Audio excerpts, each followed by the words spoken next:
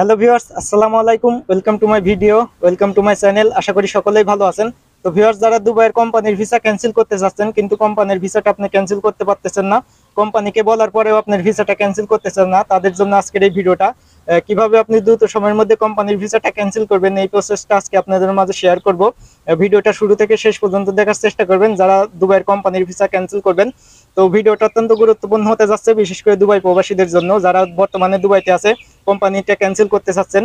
তো তাদের জন্য আজকের এই ভিডিওটা অনেক উপকারে আসবে। এখানে দুবাইতে কিন্তু অনেক কোম্পানি আছে, কোম্পানি কিন্তু ক্যান্সেল করে না দ্রুত সময়ের মধ্যে। আর অনেক ধরনের কোম্পানি আছে, আপনি মুখ দিয়ে বলার সাথে সাথে কিন্তু কোম্পানিটা আপনাকে ক্যান্সেল করে দেবে। আর অনেক কোম্পানি আছে কিন্তু অনেক দিন ধরে রুমে বসে রাখে বা অনেক দিন সময় নেয় কোম্পানিটি ক্যান্সেল করার জন্য।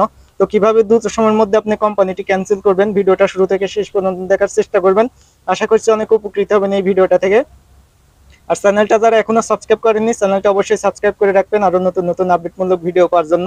আর অলরেডি যারা সাবস্ক্রাইব করে রাখছেন তাদেরকে অসংখ্য ধন্যবাদ।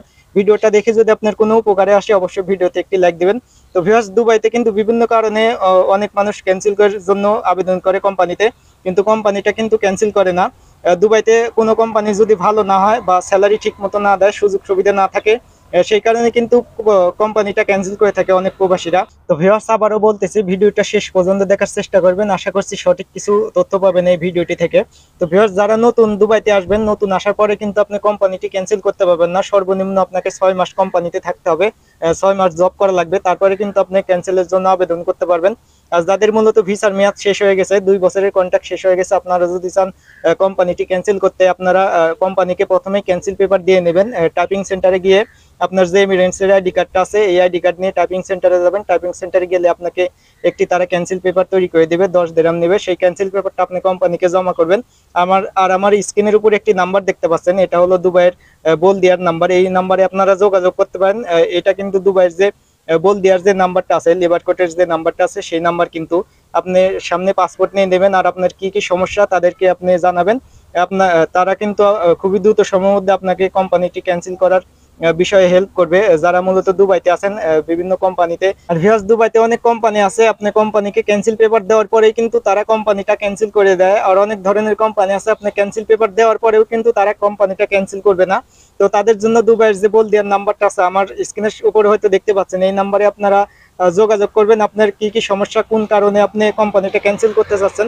যদি আপনার ভিসার মেয়াদ শেষ হয়ে থাকে, আপনি আর সেই কোম্পানিতে ভিসা লাগাবেন না, সেই বিষয়টা তাদেরকে জানাতে পারেন। যদি আপনার কোম্পানিতে সুযোগ সুবিধা না থাকে, স্যালারি ঠিক মতো না দেয়, সেই বিষয়টাও তাদেরকে জানাবেন।